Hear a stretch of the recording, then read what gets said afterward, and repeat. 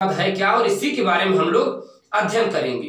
दरअसल बहुत से वैज्ञानिक होते हैं परमाणु के बारे में देने के लिए, वैसे यहाँ पर जो हम लोग अध्ययन करेंगे वो डाल्टन के परमाणुवाद के थियरी से अध्ययन करेंगे। क्या कहना था डाल्टन का परमाणु के बारे में? दरअसल डाल्टन का कहना था बच्चों, परमाणु जो होता है वो द्रव्य का सूक्ष्मतम अविनाशी अविभाज्य कण होता है, यानी कि परमाणु को कभी आप विभाजित नहीं कर सकते, कभी आप तोड़ नहीं सकते, बड़ा ही छोटा होता है और गोलाकार भी होता है। राइट। डाल्टन का यह भी कहना था परमाणु को आप कभी भी रेती आरी से नहीं काट सकते। आप सोच रहे होंगे परमाणु को हम रेती आरी से काट दें, तो आप नहीं काट सकते। राइट, क्योंकि बहुत से लोगों के मन में विचार होता है कि यार परमाणु जो होता है वो इलेक्ट्रॉन प्रोटॉन न्यूट्रॉन से मिलकर बना होता है, तो इन्हें हम इनमें क्या कर सकते हैं, विभाजित कर सकते हैं। नहीं, डाल्टन का कहना था ऐसा आप नहीं कर सकते, क्योंकि परमाणु कभी विभाजित नहीं किया जा सकता। ये डाल्टन अपनी थियरी दे रहे थे सन 1808 ईस्वी में। डाल्टन ने यह भी कहा कि परमाणु को कभी तोड़ा नहीं जा सकता। आप सोच रहे हो परमाणु को हम तोड़ सकते हैं? नहीं।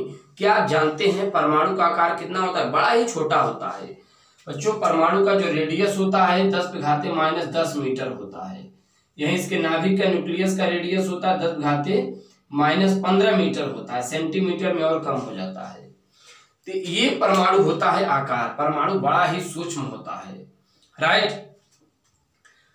इसके बाद डाल्टन ने कहा कि यार एक ही द्रव्य के जो परमाणु होते हैं वो भार आकार संरचना में सेम होते हैं। अब ये कैसे, एग्जाम्पल के थ्रू जरा हम लोग समझते हैं। डाल्टन का कहना था एक ही द्रव्य के परमाणु भार आकार संरचना में सेम होते हैं। जैसे सपोज मान लीजिए हमारे पास में है P4O3O2Cl2। अब आप देख पा रहे हैं ये एक ही द्रव्य है, तो एक ही द्रव्य के जो परमाणु होते हैं वो भार आकार संरचना में सेम होते हैं। अब ये कैसे, जरा इसका फंडामेंटल हम लोग समझते हैं। यहाँ पर देखिए फास्फोरस है, ऑक्सीजन है और क्या है ये ऑक्सीजन है, क्लोरीन है। तो यहाँ पर देखिए फास्फोरस के कुल 4 परमाणु हैं, तो ये चारों परमाणु भार आकार संरचना में क्या होंगे बच्चों, सेम होंगे। राइट।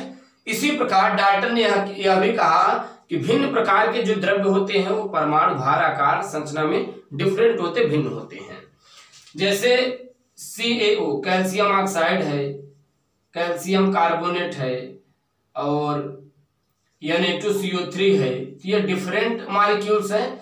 डिफरेंट मॉलिक्यूल्स जो होते हैं इनके जो एटम्स होते हैं परमाणु भार आकार संरचना में अलग अलग होते हैं। अब ये बताइए कैल्शियम ऑक्साइड में कैल्शियम है, ऑक्सीजन है, तो इनका परमाणु भार आकार कुछ और होगा, ऑक्सीजन का कुछ और होगा। इसी प्रकार कैल्शियम कार्बोनेट में कैल्शियम का कुछ और होगा, कार्बन का कुछ और होगा, ऑक्सीजन का कुछ और होगा। राइट। तो ये सब बातें डाल्टन बताते हैं परमाणु के बारे में। जरा हम लोग मॉलिक्यूल्स के बारे में जिक्र करते हैं, मॉलिक्यूल है क्या और मॉलिक्यूल के प्रकार के बारे में जानते हैं। राइट। अब इसके बाद हम लोग जान लेते हैं मॉलिक्यूल है क्या। अभी तक हम लोग डाल्टन के परमाणुवाद के बारे में जान पाए। चलिए हेडिंग डालिए मॉलिक्यूल। अणु, अणु किसे कहते हैं? मॉलिक्यूल। वैज्ञानिकों का कहना था द्रव्य का वह सूक्ष्मतम कण जो छोटे छोटे छोटे छोटे छोटे छोटे परमाणुओं से मिलकर बने होते हैं अणु कहलाते हैं। अच्छा आप ये बताइए क्या कैल्शियम कार्बोनेट मॉलिक्यूल नहीं है? है। क्यों?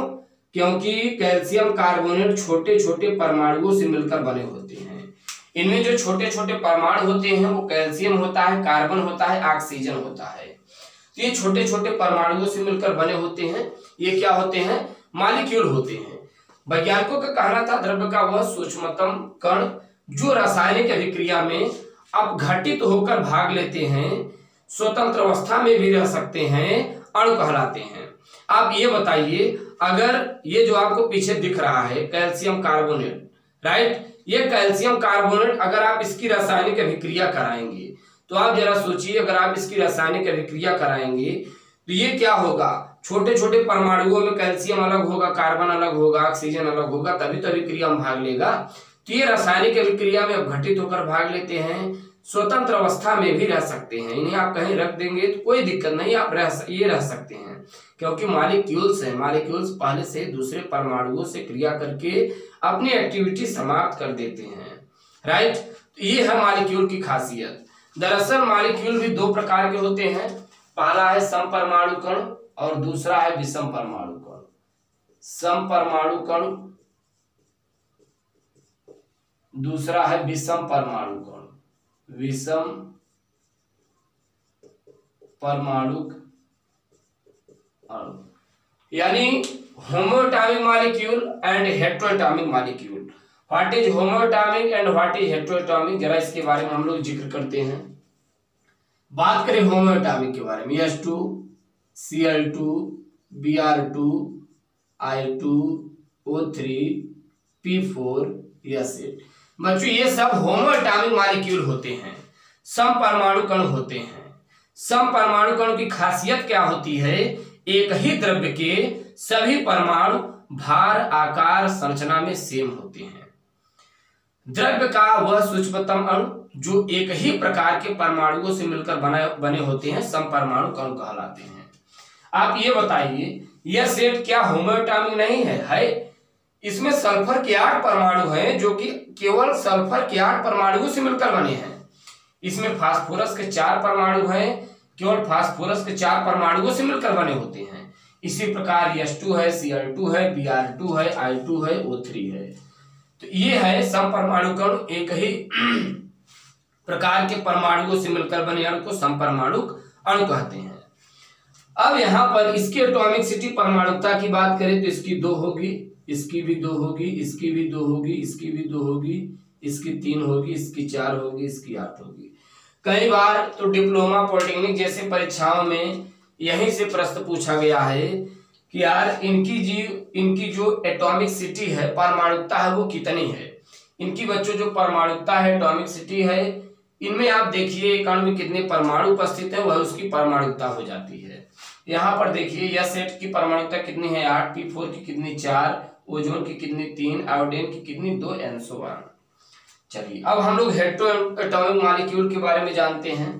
हेटेरोएटॉमिक मॉलिक्यूल है क्या?